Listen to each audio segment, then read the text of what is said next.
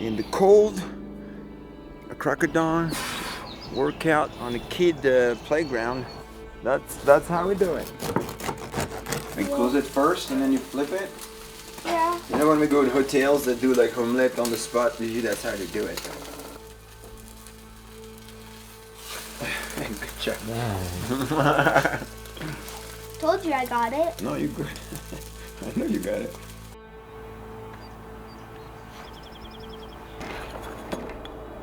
Taos is a important place in art history and also with the Pueblos and I was wondering like why, you know, most of Native American tribes they were like nomadic, like they were moving, and why the Pueblos were at one place they decided to, you know, settle here and build houses. There must be something that is amazing here. So that was always something that was in my mind, and so we came for the first time I think in 2015. It's about more than 10 years, and really got like sucked into the culture and then wanted to find a place like here. So found this beautiful place. So yeah, that's how Taos started.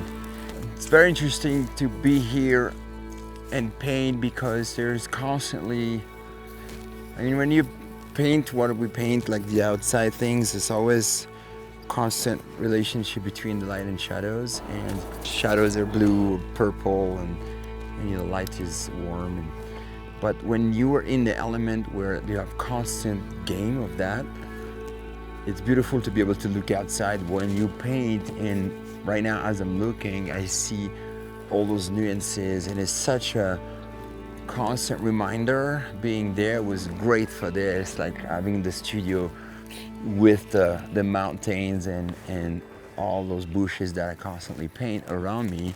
And look at this. This is so crazy. That's the chamisa. Those are typical from Southwest, but you find them in Wyoming too. Rabbit bushes or chamisa, and they're blooming. Right now they're dead, but I think they're blooming in the fall, which is pretty fun. And but they look great all the time. But they take those. There's places in Taos where there's tons of them, and they get so yellow. It's pretty amazing, and they work very well in paintings. So when I looked in the mirror, I had a feeling that this part should actually come join this. So that was the thing with the Taos painters, it's like Bloom and Shine and even Couse and Couse-Sharp. I think they all studied in Paris at the Académie Julian, which was like a trip because it's the school I did. So yeah, I felt very connected when I heard of all that. The funny part is that I heard that when I was already living here.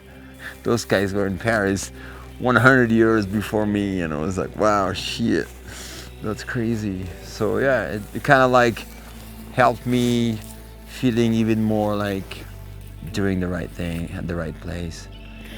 But yeah, Taos is definitely, every time I come here, I mean, just sitting down today and start working in my studio is something so good. It's good to have it.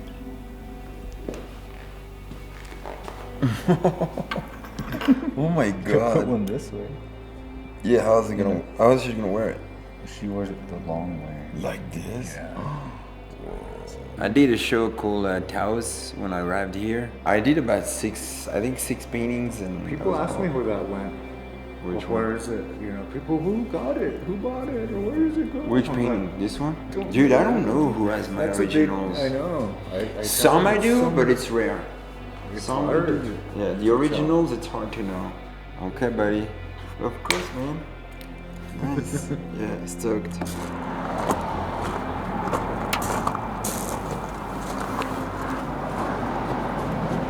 What's crazy about the Couse house is it's basically a time capsule from 1936 when Couse passes away. So everything in this portion of the house is original to that period, and the house dates to like 1839 to 1930 are basically the time period of renovations. So this is E.I. Couse, Irving Couse's studio, right? So he builds this in 1909 when they purchased this house. So this is what I call the sanctum sanctorum of the property, because this is as good as it gets. This is the studio he painted in from 1909 to 1936 until he died, and it's completely intact as when he left it, with receipts on his desk, his plein air paint boxes, his brushes neatly arranged, unfinished canvas on the easel. It is literally as though he stepped out of the room, which is nuts. This is the Sharp studio, and that's where I was during COVID when I was building my studio in Taos. So the Couse-Sharp historic site kindly hosted me, and I got also a lot of inspiration for my studio from the Couse studio, the color of the wall and all that kind of thing. Dimensions. Yeah. So this was like my everyday. I have to say it's inspiring.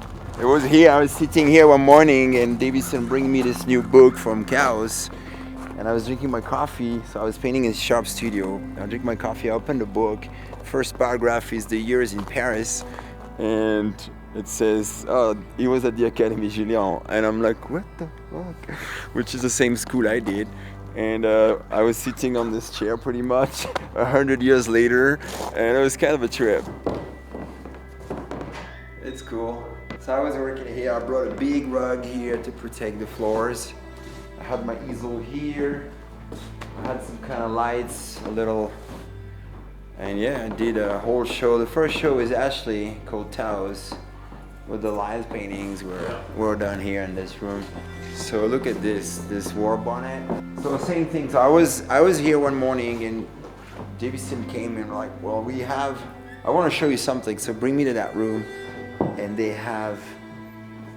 So Irving Couse was a painter, but he was also a photographer. He was photographing. How many photos did he took? 10,000 nitrate negatives, 10,000 contact prints, 500 glass plate negatives. Yeah. He was busy. And so all that has been pretty much scanned. And so 2020, they were starting that process. So Davison brought me to the little room back there outside, and he was like, hey, check this out. So I started looking through those photos of the Pueblos, but in the 1900s. And taken by Irving Couse, and he was like, we're gonna actually digitize all that. And came the idea as we were chatting of me maybe recolorizing. That was before AI. Before AI. Recolorizing those black and white image and paint them and do a little show, which we did. And it was super exciting to like, so there's photos of one of his model and wearing this war bonnet that you see here.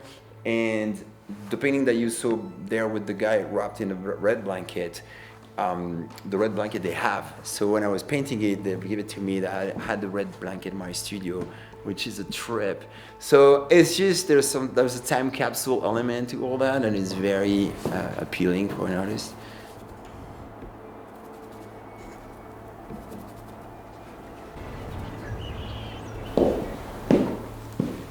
What I'm battling with here is there is two different dynamic at play between this one that has this shape and then this one that was going the other way. And on the reference, it kind of works because it's nature and there's a bunch of branches all over, so it's trying to synthesize the blocks so they work together.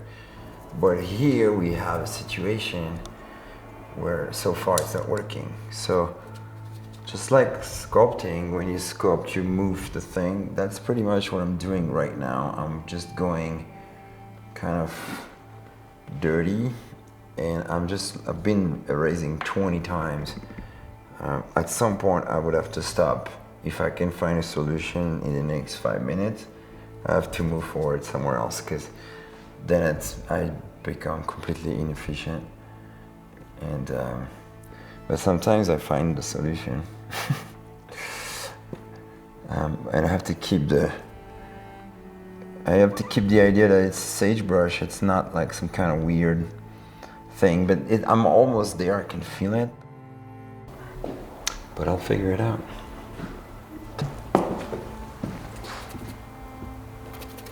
It's always interesting to look for like volumes and dynamics. Any painting needs to evoke that right away. The question is like, why is that appealing to the human eye? You know, the right volume, the right dynamic. That's called composition, pretty much, right? There's composition when there's a frame. Otherwise, there's no composition.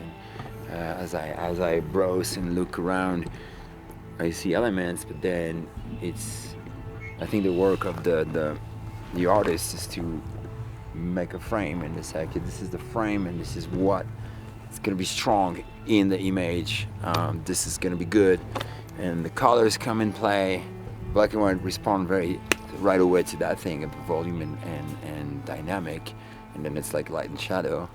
So that also appeals when you bring the color as another element. So yeah, I think it's all those things that you're piling. When I take photos of riders, like on a horse, and they go and I always tell them, like, you know, just ride around, go up, down, like running around, just shooting. When you shoot, you don't really, you know what you're doing because you're like shooting and trying to follow. But then when you sit down and look at all the photos, you get surprises because, like, fuck, he was passing on that thing, and then there's that shape of the bush behind it, and the tail of the horse is doing that thing, and then you have a freaking magic image. And that's insane because sometimes I can shoot fast, you know, if somebody goes up a hill, and then you look at the 10 pictures, and why there's one that has that magic thing. And I've been trying to like look at the one before, it's almost the same thing, but it's not it. And then the one after, not it. But the one is like, it's crazy. And sometimes I go back to like 4 or 5 years after, I go back to photo shoots that I've done, and I go through it to see if there's something new that I haven't seen before. And I go through it, and then I select the photo, and I'm like, oh, that's the one I already selected 5 years ago. It's the same one because it's the one. And, yeah, there is something that's like telling you this is it. Like that's. Now the question would be, would somebody else feel the same? I don't know, but I think so. I think there's a universality to the power of an image, like that, like function for everybody. It's how do you get that and how you understand what that is. I think it's by practicing. The Impressionist, definitely, I've studied it, and I really love applying all those rules constantly. But yeah, sometimes some realistic painters don't do that, and I find vibrations sometimes are, because they paint from photos and try to be so realistic, they tend to forget the vibrations. But I like to play with it, and I like that when you see my paintings in person, you can see all those vibrations, versus when you see it in small on social media, it looks like a photo, but it doesn't look like a photo when you see it in person. I always have to pass the image through a sketch phase, because that's when you decide, okay, this is good. When it goes through my hand, it works.